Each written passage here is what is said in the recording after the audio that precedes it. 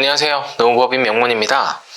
작년 2021년에 이어 저희 노무법인 명문에서는 2022년 건설업 고용산재 보험료 신고를 위한 온라인 설명회를 준비하게 되었습니다. 사실 계속적으로 저희가 오프라인 설명회를 이제 개최를 하기를 원했었는데요. 그리고 이제 많은 건설업체에서도 이런 교육의 필요성에 대해서 공감을 하시고 이런 설명회를 개최해 주기를 많이 요청을 해 주셨는데, 지금 오미크론 변이로 인해서 코로나가 확산세가 점점 더 커지고 있는 바람에 저희가 2022년에도 어쩔 수 없이 온라인 설명회로 대체하게 되었습니다. 비록 온라인 설명회지만 그 건설 사업장에서 이 보험료 신고를 하시는 데 있어서 저희 설명회가 많은 도움이 되셨으면 좋겠다는 바람으로 이번 설명회를 시작해 보도록 하겠습니다. 자, 이 첫 번째 그 설명회는요, 이번에 보수총액 산정의 세부사항이라는 제목을 지었습니다. 왜 세부사항이냐면요, 저희가 작년에 온라인 설명회도 개최를 했었는데, 작년에도 기본적인 사항들을 다 이제 설명회로 이렇게 안내를 드렸기 때문에 저희 유튜브나 네이버 TV에서 그 작년 자료를 찾아보시면 기본적인 사항들은 다 이해를 하실 수 있으리라 생각하고, 이제 이번 2022년 설명회 때는 좀 더 세부적인 사항에 초점을 맞춰서 이렇게 설명을 드리고자 준비를 했다는 내용입니다. 자, 첫 번째로 이제 크게 보험료 신고가 어떻게 구성을 되어 있는지 요거를 먼저 이해를 하시고 세부 내용들을 살펴보시면 좀 더 이해가 빠르실 텐데요. 다들 잘 아시겠지만 보험료 신고는 크게 건설 본사 보험료 신고와 건설 일괄 보험료 신고로 구분할 수 있고요. 본사 같은 경우에는 사업자 등록번호 뒤에 0번으로 끝나죠. 그치만 이 0번으로 끝나지 않는 경우들도 있으니까, 뭐, 우리 관리번호는 0번으로 끝나지 않는데? 라고 생각하시지 마시고, 그럴 경우에는 건설 본사 관리번호가 뭔지 한번 확인을 해보시는 게 좋을 것 같습니다. 네. 그리고 건설 일괄 관리번호는 이제 사업자 등록번호 뒤에 6번으로 끝나는 번호고요. 이 건설 일괄이라는 의미는 쉽게 얘기하면 건설 현장을 총괄하는 관리번호다 라고 생각하시면 될 것 같습니다. 그래서 건설 본사와 건설 일괄 이렇게 보험료가 구분이 된다고 보시면 되고요. 건설 본사는 뭐 다른 거 없습니다. 그냥 상용 근로자 중에 사무실 내근직 보수가 대부분이죠. 사무실 내근직 보수가 대부분이고, 뭐 아주 간혹 그 사무실에서 근무하는 일용직이 있으실 수도 있어요. 사무실에서만 현장에 나가는 일용직이 아니라 사무실에서만 근무하시는 일용직의 경우에는 이 사무실 일용직도 이 본사 보수에 포함을 해주셔야 합니다.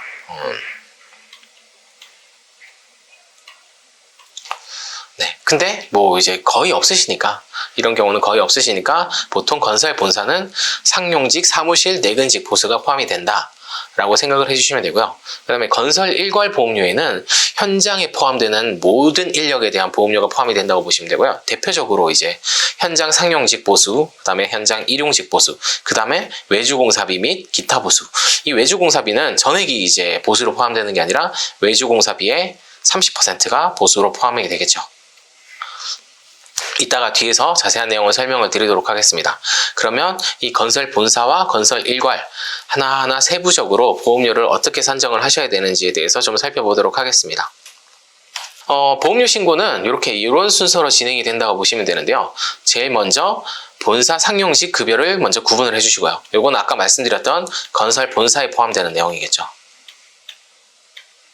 그리고 이어서 원하도급 매출액을 구분을 좀 해주시고, 그 공사 매출액을 의미하는 겁니다. 공사 매출액 중에 원도급 매출액이 얼마인지, 하도급 매출액이 얼마인지를 좀 구분을 해주셔야 되고요. 그 다음에 현장에 투입된 상용직, 현장에 투입된 일용직, 그 다음에 외주공사비, 장부비 사용료, 그리고 기타 보수, 그리고 그 중에 이제 적용 제외가 되는 보수가 얼마나 있는지 그런 것들을 차례대로 살펴보시면 되겠습니다. 요 밑에 이제 이 내용들은 다 건설 일괄에 해당되는 내용이겠죠. 네, 그러면은 이어서 이 순서대로 하나씩 세부적인 사항들을 살펴보도록 하겠습니다. 자, 첫 번째로 보실 내용은 이제 본사 상용직 급여의 구분인데요. 여기 건설 본사 상용직의 본사가 어떤 의미인지를 먼저 한번 이해를 해보시는 게 좋을 것 같습니다. 여기서 이제 건설 본사라고 하는 거는 흔히 우리가 이제 본사라고 얘기하게 되는 본사가 있고 지점이 있다. 그리고 이제 본사고 있고 지사가 있다. 이런 의미로 많이 사용을 하는데요. 사실 이 건설업 보험료에 있어서 이제 건설 본사라고 하는 거는 본사 지점을 의미하는 게 아니죠. 건설 본사와 지점을 의미하는 게 아니고 이렇게 사무실 내근직과 건설 현장직을 구분하기 위한 그 사무실 내근직의 근무 장소를 의미합니다. 장소. 여기서 장소적 의미가 굉장히 중요하다고 보셔야 됩니다. 이제 이 건설 본사라고 하면 고용산재 관리번호에 있어서 사업자 등록번호 뒤에 0번으로 끝나는 이 본사 관리번호가 부여되어 있는 이쪽을 건설 본사라고 한다라고 생각을 해주시면 됩니다. 자, 아까 제가 그 사무실 장소의 의미가 중요하다라고 말씀드렸는데요. 왜 장소적 의미가 중요하냐면요. 이 본사와 현장이 구분되는 가장 중요한 이유가 이 산재보험에 있고요. 이 산재보험에서 가장 중요하게 생각하는 게 바로 장소적 의미이기 때문입니다. 왜냐하면 건설 사무실과 건설 현장과는 위험이 완전히 다르죠. 위험도가 완전히 다릅니다. 왜냐하면 현장의 위험도가 훨씬 높겠죠. 몇 배나 높을 거예요. 그래서 이 산재보험은 위험에 따라 달리 적용이 되기 때문에 그 건설 본사 사무실과 건설 현장과 이렇게 명확하게 구분이 돼야 되는 거고요. 그 구분을 위해서 이 건설 현장 관리번호를 따로 부여를 하고 있고, 본사에 소속된 상용직이라 하더라도 사무실 내근직이냐 아니면 현장직이냐에 따라서 포함되는 보수가 달라지죠. 그래서 대표적으로 구분되는 내용이 이 내용인데요. 본사 소속 현장직 보수의 경우에는 산재보험은 건설 현장으로 들어갑니다. 왜냐하면 근무하는 장소가 현장이니까요. 대신에 이 본사 소속 현장직 보수의 고용보험은 이 본사로 들어갑니다. 본사로. 왜냐하면은 이 고용의 주체는 사실 고용보험은 장소적 의미가 중요한 게 아니라 누가 고용을 했느냐, 어디서 고용을 했느냐가 중요하기 때문에 어쨌든 본사 소속 상용직을 고용한 주체는 본사이기 때문에 고용보험은 본사로 들어가고 산재보험은 현장으로 들어간다, 일괄로 들어간다. 이렇게 구분을 해주시면 좋습니다. 그래서 마찬가지로 사무실 내근 직원은 근무하는 장소가 본사 사무실이죠. 그래서 위험요율이 낮은 건설 본사 보험료율을 적용을 받기 위해서 산재보험 보수도 건설 본사로 적용이 됩니다. 네, 이렇게 구분을 하시면 이해가 좀 쉬우시겠죠. 자, 그러면 본사 상용직의 급여는 어디서 찾느냐? 일단 첫 번째로 누가 본사 상용직이냐? 누가 현장 상용직이냐?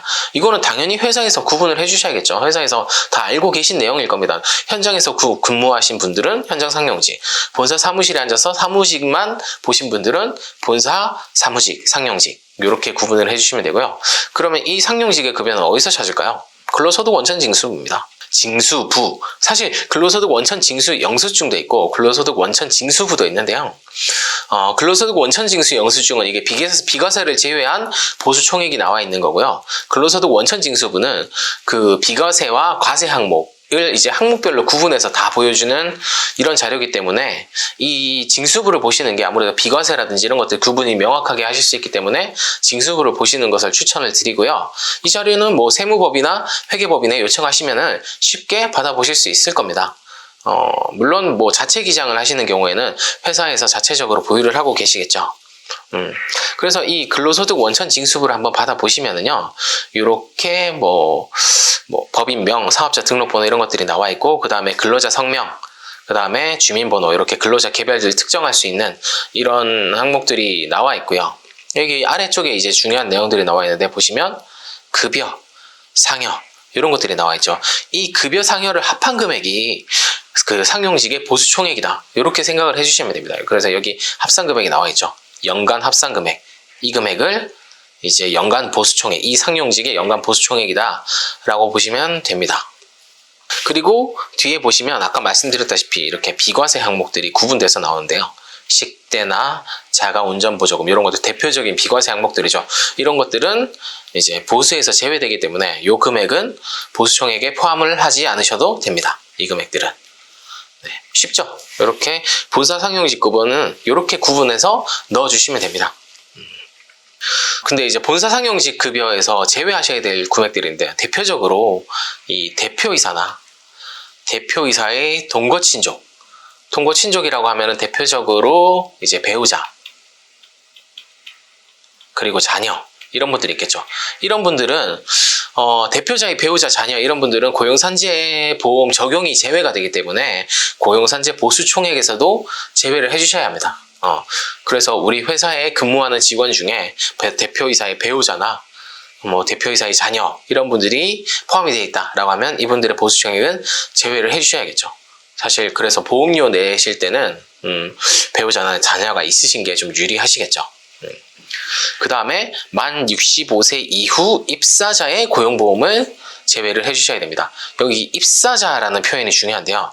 그러니까 이게 가끔 헷갈리시는 분들이 있는데 예를 들어서 만 63세에 우리 회사에 입사를 했고 65세 이후까지 계속 근무를 하시는 분들이 있는데 그럼 이분들은 65세가 되는 순간부터 고용보험 적용 제외가 되느냐? 아닙니다. 그 65세 이전에 입사하신 분들은 그 이전부터 이후까지 퇴사하실 때까지 계속 고용보험 자격이 유지가 되시는 거고요. 만 65세 이후에 입사하신 분들만 이 고용보험 적용 제외가 되는 건데요. 특히 이제 고용보험 전체는 아니고 이 고용보험 중에 실업급여만 제외가 됩니다. 그래서 65세 이상이라고 하면은 이제 주의하셔야 될 부분이 첫 번째 65세 이후 입사자만 실업급여가 적용 제외가 된다라는 부분. 네, 이 부분을 주의해서 이렇게 보수총액에서 제외를 해주시면 됩니다.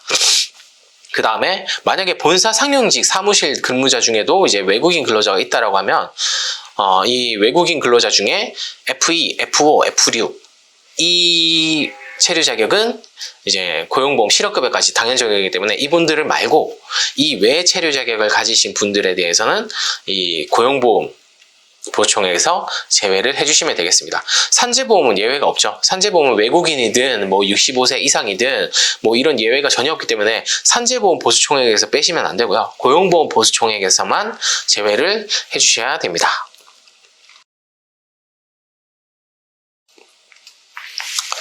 네, 이어서 이제 건설 일괄, 이게 특히 중요한 부분이죠. 이 건설 일괄 보험료 산정에 대해서 보실 텐데요.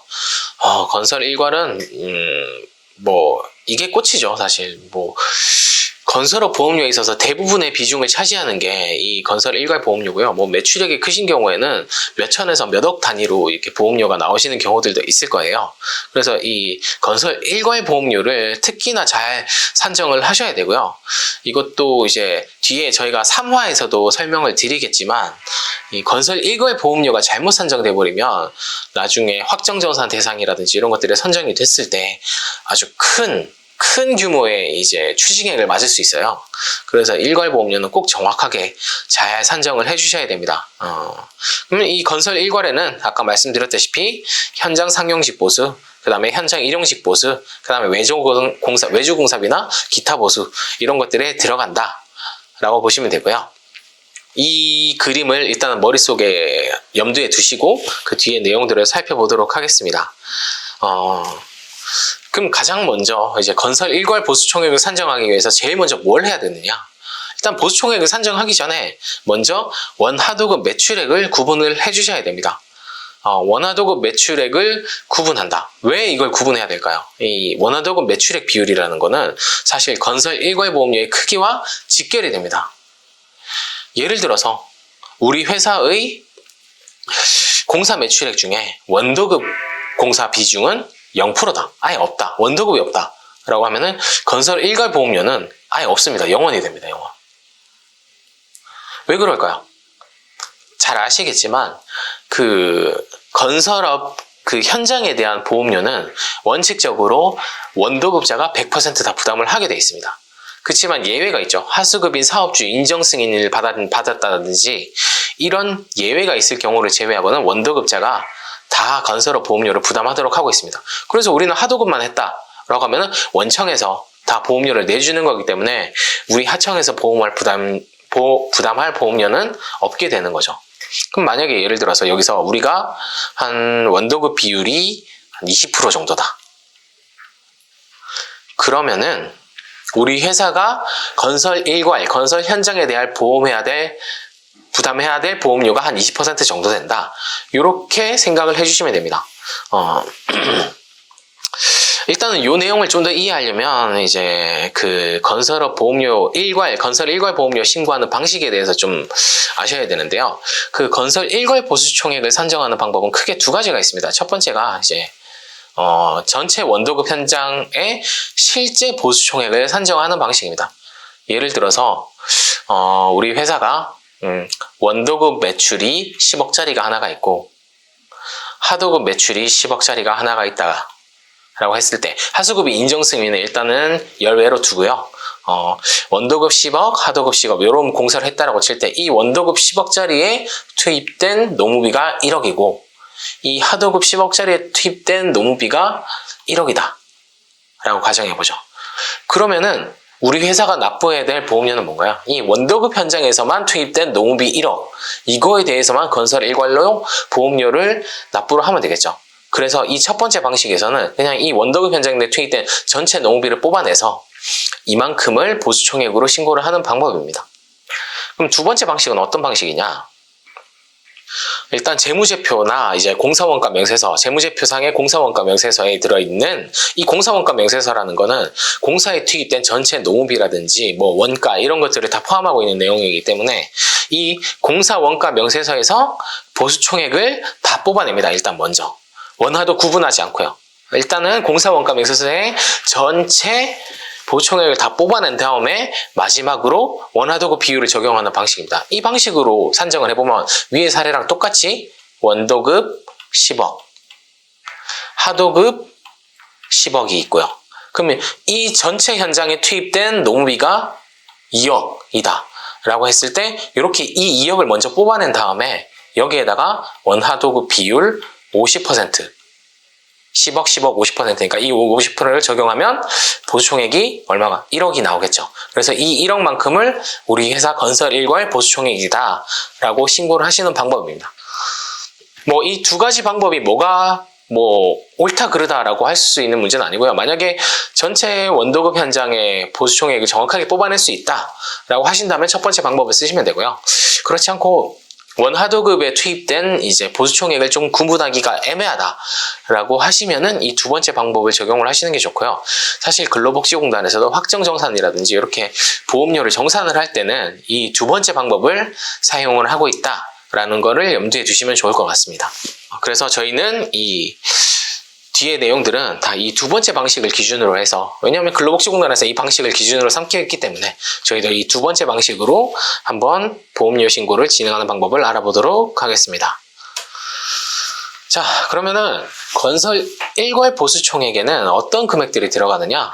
아까 잠깐 보여드렸지만 대표적으로 이제 현장 상용이나 그 다음에 현장 일용직 보수총액, 기본적으로 들어가는 보수총액이죠.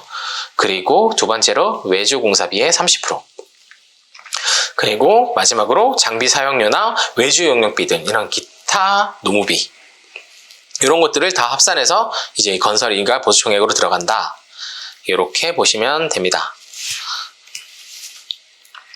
자, 그럼 첫 번째로 건설 일괄 보수총액 중에 현장 상용직 보수를 어떻게 뽑는지 한번 살펴보시겠습니다. 자, 그 현장 상용직 급여는 어디서 찾을까요? 똑같습니다. 본사 상용직 아까 설명드렸던 내용이랑 똑같은데요. 근로소득 원천 징수부를 보시면 되고요. 아까 말씀드렸다시피 고용보험은 본사로, 그 다음에 산재보험만, 장소적 의미가 중요한 산재보험만 건설 일괄, 건설 현장 보수총액으로 산입을 합니다. 그래서 이 상용직 급여는 잘 구분을 해서 이렇게 산재랑 고용이랑 보수총액이 차이가 날 수밖에 없어요. 그래서 건설 일괄 보수총액이 고용보험과 산재보험 금액이 차이가 나는데 이게 왜 차이가 나지? 이상하다라고 생각하실 게 아니라 당연히 차이가 나는 게 맞습니다. 네. 자, 그 다음 건설 일괄 현장 일용직 보수는 어떻게 찾아내는지 한번 보시겠습니다. 현장 일용직의 보수는 여러 가지 자료를 종합적으로 좀 살펴보실 필요가 있는데요. 첫 번째, 이제 공사원가 명세서에 임금 또는 잡급, 노무비, 이거는 이제 세무 처리하는 방식에 따라서 이제 명칭의 차이가 조금씩 있을 수도 있는데, 이 공사원가 명세서에 보면 노무비라는 게 있어요. 그럼 이거는 현장 일용직의 보수다 라고 생각을 해주시면 되고요. 이 금액이랑 일용근로소득 지급 명세서라는 게 있죠. 이게 뭐냐면은 일용직 노무비도 이제 지급을 하고 나서 이제 국세청 신고가 들어가잖아요. 이 국세청 신고가 들어간 일용직 노무비 전체 금액이 나와 있는 그 자료고요. 이 지급 명세서상 금액을 합산한 금액. 이 금액이 이제 1년간 전체 노무비다. 일용직 노무비다. 라고 생각을 해주셔도 됩니다. 당연히 사실 원칙적으로는 이 두 가지가 일치가 돼야겠죠. 이 두 가지는 일치가 돼야 됩니다. 만약에 불일치한다면 왜 불일치하는지를 한번 그 원인을 찾아보시는 게 좋아요. 뭔가 신고가 누락됐거나 그런 요인들이 있을 수 있거든요. 그 다음에 이제 일용 노무비 명세서 합산액. 이 일용 노무비 명세서라는 거는 잘 아시죠? 매 월별로 우리 회사의 일용직들이 우리 어떤 현장에 누가 출력을 했고, 공수는 얼마고, 그 다음에 일당은 얼마고, 이런 것들이 나와 있는 그 자료인데요. 그 자료를 바탕으로 보통 이제 일용직 근로내용 확인 신고도 하시고, 그 다음에 국세청 신고도 하시고, 이런 모든 신고들의 근간이 되는 그 자료죠. 그래서 이 일용노무비 명세서 합산액이랑 일용 근로소득 지급 명세서 합산액이랑 그 다음에 공사원가 명세서의 노무비, 이 세 가지 금액은 다 일치가 돼야 되고요. 이 셋 중에 어떤 자료를 보셔도 사실 건설 현장 일용직 노무비를 찾아낼 수 있도록 그렇게 되셔야 합니다. 자, 그 다음에 이제 건설 일괄 보수 중에 마지막으로 외주공사비나 이 기타 보수, 이런 것들을 어떻게 뽑아내시는지 한번 보도록 하겠습니다. 자, 아까 말씀드렸다시피 일단 외주공사비 총액이 아니라 30%가 포함이 된다 라고 생각을 해주시면 되는데요. 그럼 이 외주공사비 30%는 어떤 의미냐? 먼저 외주공사비는 잘 아시겠지만 쉽게 말하면 하도급 공사를 의미하는 거죠. 외주공사라는 건 하도급 공사를 의미하는데요. 아까 말씀드렸던 원하도급 매출액의 하도급과는 의미가 좀 다르죠. 왜냐하면은 아까 말씀드렸던 원하도급 매출액의 하도급 매출은 우리가 하도급 공사를 수주를 한 거를 의미하는 거고요. 여기 외주공사비에서 하도급 공사라는 의미는 우리가 하도급을 준 것을 의미합니다. 하도급 준 것. 그게 좀 다르죠. 그래서 이걸 왜 외주공사비를 왜 구분을 하셔야 되냐면, 아까 말씀드렸다시피 현장에 대한 보험료는 원도급이든 하도급이든 다 원도급자가 이제 보험료를 부담을 하도록 하고 있기 때문에요. 우리가 하도급을 준 공사에 대해서도 우리 원도급자인 우리가 보험료를 납부해야 된다라는 의미고요. 그래서 이 외주공사를 일괄 보수총액에 포함을 하셔야 된다라는 얘기입니다. 그러면 왜 30%냐? 이 30%라는 거는 하도급 노무 비율을 의미하고요. 이 노무 비율은 그냥 임의로 정해진 게 아니라 국가에서 고시를 하는 내용입니다. 그래서 외주공사의 한 30% 정도는 통계적으로 우리가 노무비로 본다 라는 의미죠. 그래서 외주공사의 30%는 하도급, 우리가 하청을 준 공사의 노무비로 우리 건설 원도급 일괄 보수총액에 포함을 해야 된다라는 의미가 되겠습니다.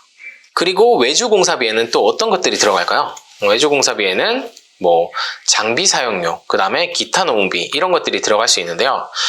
이 장비 사용료 중에 타워 크레인이나 이런 외주공사가 포함되어 있을 것 같은 이런 장비들은 외주비랑 동일하게 전체 금액의 이제 30%를 이제 보수총액에, 고용산재 보수총액에 포함을 해주셔야 되고요. 건설기계 특고랑 이제 어떤 건설기계 임대료, 대표적으로 지게차, 포크레인, 그리고 뭐가 있을까요? 펌프카, 이런 것들은 이제 건설기계 임대료의 30%만 산재보험에 넣어주시면 되겠습니다. 그러면은 이런 의미를 드실 수 있겠죠. 우리 2021년 7월부터 이제 고용보험도 건설기계 특권은 당연 적용으로 이제 바뀌지 않았냐, 이렇게 생각하실 수 있는데, 아시겠지만 건설기계 특고의 고용보험 같은 경우에는 부가고지로 적용이 되죠. 그래서 매달 그분들에 대해서는 매달 신고를 하고 매달 보험료를 납부를 하고 계셨을 거예요. 그래서 지금 이번에 보험료를 산정하는 건 자진신고 보험료이기 때문에 이 자진신고 보험료에는 건설기계 특고 고용보험은 적용이 되지 않는다라는 거를 주의를 하셔야 됩니다. 그리고 이제 기타 노무비가 있을 수 있는데요. 대표적으로 이게 기타 노무비라는 건 외주 영역비, 이런 것들이죠. 이 외주 영역비라는 거는 우리가 외주를 줘서 이제 노무비, 대표적으로 이런 게 있죠. 사업소득자. 사업소득자 이런 게 있을 수 있는데, 그러니까 사업소득자를 불러서 우리가 이제 공사를 한 경우에 이 사업소득자의 보수도 마찬가지로 이제 우리가 현장에 투입된 노무비이기 때문에 우리 원청인 우리가 전체 금액을 다 보험료로 납부를 하셔야 됩니다. 그래서 이 사업소득자나 외주 용역비 이런 것들은 30%가 아니죠. 30%가 아니고 총액을, 노무비니까 총액을 보수총액으로 넣어서 이렇게 포함을 해주셔야 됩니다. 그러면은 아까 말씀드렸다시피 이 건설 일괄에는 현장 상용직 보수, 이제 일용직 보수, 외주공사비나 기타 보수 이런 것들을 다 뽑아내셔서 합산을 한 게 이제 일괄 보수총액이 되는 거고요. 처음에 말씀드렸던 이 여기에다가 원하도급 비율을 적용을 하셔서 이 건설 일괄 보수총액을 뽑아낸다 라고 생각을 해주시면 되겠습니다. 자, 다시 한번 정리하면 건설 본사 보험료는 이제 상용직, 사무실 내근직 보수만 포함을 해주시면 된다. 그리고 건설 일괄 보험료에는 현장 상용직 보수, 물론 고용보험은 건설 본사로 들어가고 산재만 일괄로 들어간다. 현장 상용직은 이렇게 생각을 해주시고, 그 다음에 현장 일용직 보수는 총액, 고용, 산재 모두 건설 일괄로 들어간다. 그 다음에 외주공사비나 그 다음에 사업소득자, 그 다음에 외주용역비 이런 기타 보수들도 다 건설 일괄 보험료에 포함해서 거기에 원하도 비율을 적용을 해서 우리 전체 보험료를 산정해서 신고를 한다 라고 생각을 해주시면 되겠습니다. 자, 이 건설업 고용산재 보험료는 워낙 어려운 내용이시다 보니까 이게 짧은 시간에 정확한 내용을 이해하시기는 좀 힘드실 수 있어요. 그래서 저희가 이번 설명회 뿐만이 아니라 지속적으로 이제 저희 블로그라든지 그다음에 네이버 카페라든지 다음 카페 이런 것들을 통해서, 이런 매체들을 통해서 계속적으로 정보를 공유를 해드리려고 합니다. 그래서 한번 시간이 되실 때 한번 방문하셔가지고 이런저런 자료들을 한번 들러보시는 게 좋을 것 같고요. 보험료 신고 설명회가 그 건설 사업장의 이제 보험료 신고에 조금이나마 보탬이 되셨으면 하는 바람으로 첫 번째 설명회를 마치도록 하겠습니다. 감사합니다.